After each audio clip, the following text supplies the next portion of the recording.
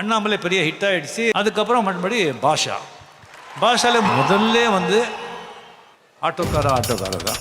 சரி, பாஷா படம் வந்து நான் பார்த்து வந்து எனக்கு அவ்வளோ நம்பிக்கை வரல. நான் கேட்டேன், என்னது அது அண்ணாமலை வந்து மாதிரி இருக்குமா, ஏன்னா பீஸாக இருக்குது, இந்த ஃப்ளாஷ்பேக்கு. அப்புறம் வந்து தேவா சார் நான் ஃபோன் பண்ணேன், படம் எல்லாம் முடிஞ்ச பிறகு. எப்படி இருக்குது தேவா சார் படம்? சார் என்ன சார் எப்படி கேட்குறீங்க? இல்லை அண்ணாமலை மாதிரி இருக்கா? அண்ணாமலையா சார்? 10 அண்ணாமலையா சார் இது? இசைஞானி இளையராஜா கொடி கட்டி பறக்கிறாரு. அப்படி பண்ணிட்டு இருக்கும்போது இன்னொரு இசை புயல் வருது, ஏஆர் ரஹ்மான். அந்த 2 இமயம் மத்தியிலே ஒரு நின்னாருன்னு சொன்னாங்க.